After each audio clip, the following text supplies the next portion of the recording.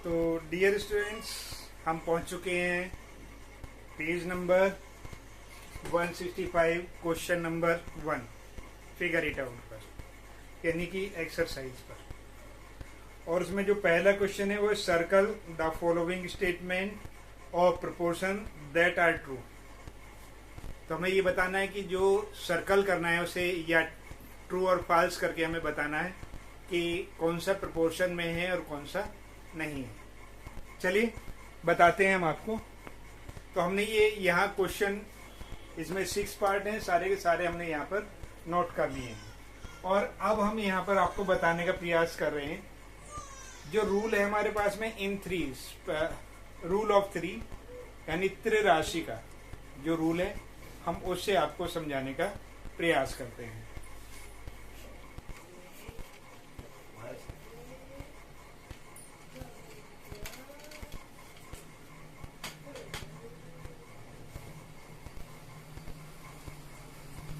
नहीं, रोशनी आ रही है इसमें।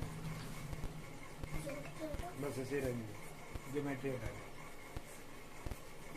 तो वो रूल थोड़ा आसान है हमारे पास में। रूल 2 हैं, एक तो जंपिंग रूल या फ्रैक्शन की तरह हम कर लेते हैं क्रॉस मल्टीप्लाइकेशन, और दूसरा हमारे पास में त्रिराशि का। तो त्रिराशि का से हम चेक कर रहे हैं इसे वो, लेकिन क्वेश्चन आगे है, हमें यही चेक करने के लिए आएगा, क्वेश्चन में यही लिखा होगा। तो सबसे पहले हम क्या काम करते हैं, ये पेयरिंग कर लेते हैं इसे, यानी एक्सट्रीम यानी बाहर से और अंदर से पेयरिंग कर लेते हैं और इनकी मल्टीप्लाई कर लेते हैं। जैसे इन दोनों की मल्टीप्लाई करी तो कितना है हमारे पास में, ये भी 84 आ गया और ये भी 84 आ गया, यानी कि ये प्रोपोर्शनल है। ठीक है, ये प्रोपोर्शन में है। और अगर हम इसे दूसरे तरीके से करते हैं तो ये होता है 4/7, ठीक है, और ये 12/21। हमने क्या काम किया, ऐसे 3 से इसे डिवाइड किया, 4/7 और 4/7 दोनों हमारे पास में कैसे हो गए, दोनों रेशियो हमारे पास में बराबर हो गई, इसलिए ये प्रोपोर्शनल में है। दूसरे पर आते हैं, दूसरे के लिए फिर हमने वही किया, एक्सट्रीम, ठीक है, और ये मीन। तो ये कितना होगा हमारे पास में, 6 8 जा 48 और 24 3 जा 72। अब दोनों बराबर नहीं है, इसलिए ये रेशो में नहीं है। तो हम क्या काम कर लेते हैं, इसे दूसरे मेथड से देख लेते हैं, 8/3 और 24/6। तो ये 3 लाने के लिए हमें 2 से डिवाइड किया तो ये 3 हो गया, और 2 से डिवाइड किया तो 12 हो गया। 8/3 ये बराबर नहीं है 12/3 के, तो ये क्या है हमारे पास में, ये गलत है हमारा। ठीक है, समझ में आ गया। अब हम आते हैं थर्ड क्वेश्चन पर, वो मीन और प्रोपोर्शन। वो हमें सीधा ही पता लग रहा है कि इन दोनों की मल्टीप्लाई कितना हो गया हमारे पास में, 49 हो गया, और ये कितना होगा 144 हो गया, यानी कि ये भी नहीं है। लेकिन चेक कर लेते हैं, 7/12 बराबर नहीं है 12/7 के, ठीक है, तो ये भी इसलिए नहीं है। अब इसे चेक कर लेते हैं हम, तो इसमें करेंगे तो कितना होगा हमारे पास में 210, और ये भी कितना होगा हमारे पास में, ये भी 210 हो गया, यानी कि ये सही है। चेक कर लेते हैं, 21/6, 3 से काटा 7/2, और ये कितना है 35/10, 5 से काटा 7/2, यानी कि ये भी 7/2 और ये भी 7/2, यानी कि ये सही है यहाँ पर। अब ये ले लेते हैं, क्वेश्चन नंबर 5 पर आ जाते हैं। सबसे पहले मीन और फिर ये,